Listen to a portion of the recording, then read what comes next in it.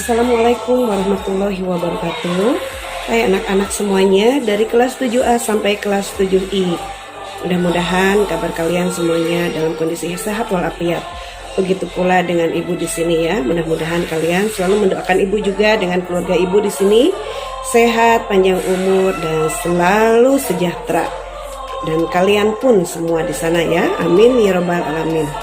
Baiklah anak-anakku, sebelum kita memulai pelajaran, kalian persiapkan terlebih dahulu buku paket dan buku LKS-nya. Ya, yang belum diambil silahkan diambil terlebih dahulu, karena kita sekarang akan masuk ke bab 2. Tapi sebelumnya kita akan berdoa terlebih dahulu. Baik, kita akan berdoa berdasarkan atau menurut agama dan kepercayaan masing-masing. Berdoa dimulai. Selesai. Baiklah, bismillahirrahmanirrahim ya. Bahwa di sini kita akan memasuki bab 2. Karena sebelumnya kita sudah belajar bab 1 dan kalian pun sudah melihat video pembelajaran ibu sebelumnya di bab 1 ya, mengenai perumusan dan penetapan Pancasila sebagai dasar negara. Dan sekarang kita akan belajar mengenai norma dan keadilan. Kalian buka bukunya di sana ya, bahwa norma dan keadilan dalam kehidupan bermasyarakat di sini ada menurut Aristoteles. Manusia itu adalah zoopolitikon. Artinya adalah manusia selalu hidup berkelompok dalam masyarakat ya, bahwa manusia memiliki dua kedudukan, yaitu sebagai makhluk sosial dan juga sebagai makhluk individu ya. Mata pelajaran pendidikan Pancasila dan kewarganegaraan untuk kelas 7 SMP. Kompetensi dasarnya yaitu memahami norma-norma yang berlaku dalam kehidupan bermasyarakat untuk mewujudkan keadilan. Apa aja sih indikator pencapaian kompetensinya? Pertama, mendeskripsikan pengertian dan macam-macam norma. Kedua, mendeskripsikan macam-macam norma dalam kehidupan bermasyarakat, berbangsa, dan bernegara. Ketiga, menunjukkan perilaku sesuai norma. Keempat, menunjukkan macam-macam keadilan. Kelima, menganalisis pentingan norma hukum dalam kehidupan bermasyarakat, berbangsa, dan bernegara. Pengertian norma itu apa sih? Norma adalah ketentuan yang mengatur dan mempengaruhi tingkah laku manusia dalam hidup bermasyarakat. Keberadaan norma itu tentu sangat penting guna mewujudkan terjadinya suatu tatanan masyarakat yang aman, nyaman, tertib, dan damai. Macam-macam norma yaitu norma hukum, norma agama, norma kesusilaan, dan norma kesopanan.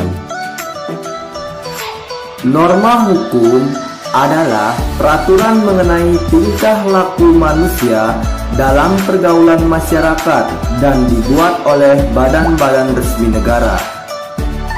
Sumber norma hukum yaitu peraturan perundang-undangan, jurisprudensi, agama, dan lain-lain. Norma hukum bersifat tegas dan memaksa. Apabila melanggar norma hukum, sanksi yang diterima adalah berupa dimasukkan ke dalam penjara dan pemberlakuan denda. Untuk mengetahui pentingnya norma hukum, yuk kita lihat tayangan berikut ini. Dek, mau kemana pagi-pagi gini? Adik mau kuliah, mah. Dek, ingat, kalau naik motor jangan ngebut. Jangan lupa juga pakai helm, bawa SIM, sama STNK. Dan juga selalu menaati rambu lalu lintas.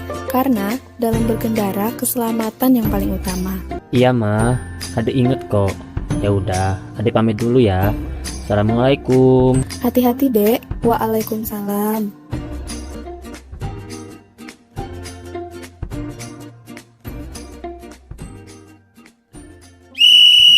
Kepada pengendara mobil merah, silakan mundur dan taati rambu lalu lintas, karena tindakan Bapak dapat menghambat pejalan kaki untuk menyeberang.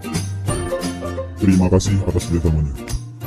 Bayangkan saja kalau kita hidup tanpa norma. Kita tahu di jalan raya itu ada aturan rambu-rambu lalu lintas. Lampu merah tandanya berhenti, lampu hijau tandanya jalan terus. Seandainya kita melanggar rambu-rambu lalu lintas, apa yang akan terjadi? Kecelakaan. Nah, itulah pentingnya keberadaan norma. Norma agama adalah sekumpulan kaidah atau peraturan hidup manusia yang sumbernya dari wahyu Tuhan dan berlaku bagi seluruh manusia. Sanksi yang diterima apabila melanggar norma agama adalah mendapatkan dosa. Nah, untuk mengetahui pentingnya keberadaan norma agama, yuk kita lihat tayangan berikut ini.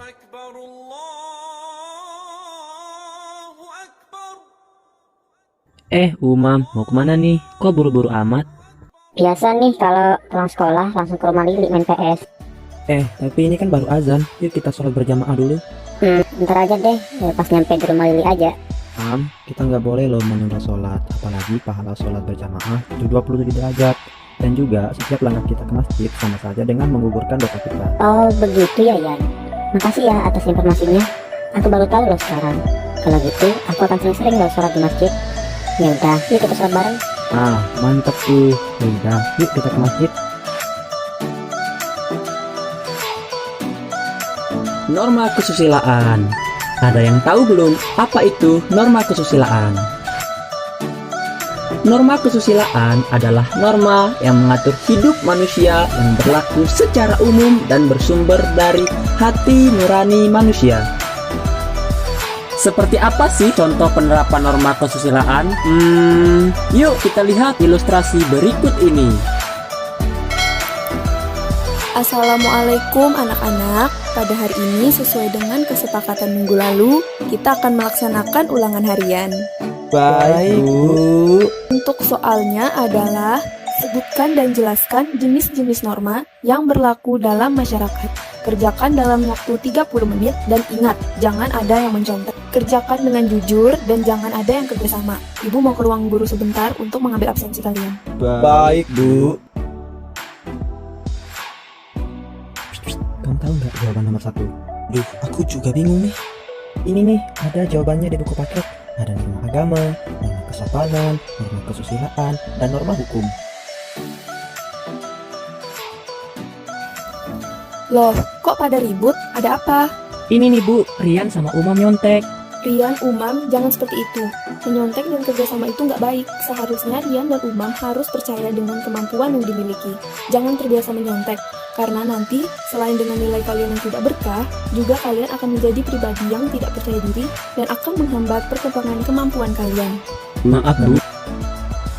Tujuan dari norma kesusilaan adalah untuk mewujudkan keharmonisan hubungan antar manusia. Dan sanksi bagi pelanggar norma kesusilaan adalah rasa bersalah dan penyesalan mendalam bagi si pelanggar. Selanjutnya ada norma kesopanan. Ada yang tahu belum apa itu norma kesopanan? Norma kesopanan merupakan seperangkat aturan yang memandu tingkah laku manusia agar sesuai dengan kaidah sopan santun dalam masyarakat. Sanksi bagi pelanggar norma kesopanan tidak tegas, tetapi dapat diberikan oleh masyarakat yang berupa cemoohan, celaan, hinaan, atau dikucilkan dan diasingkan dari pergaulan serta dipermalukan.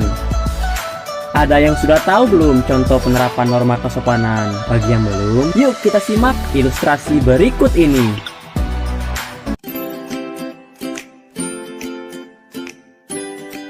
Assalamualaikum. Permisi Pak, numpang lewat. Waalaikumsalam. Mau kemana, Dek? Ini Pak, mau ke sekolah. Oh ya udah, hati-hati ya. Iya Pak, pamit dulu ya. Assalamualaikum. Waalaikumsalam.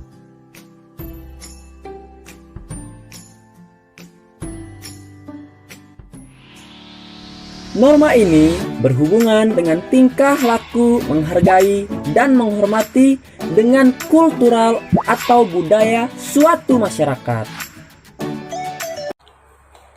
Baiklah anak-anakku semuanya dari kelas 7A sampai kelas 7I, Ibu cukupkan sampai sini dulu pertemuan kita hari ini. Kita nanti akan melanjutkannya di minggu depan, dan Ibu harapkan apa yang sudah Ibu jelaskan hari ini kalian bisa memahami dan mempelajarinya kembali.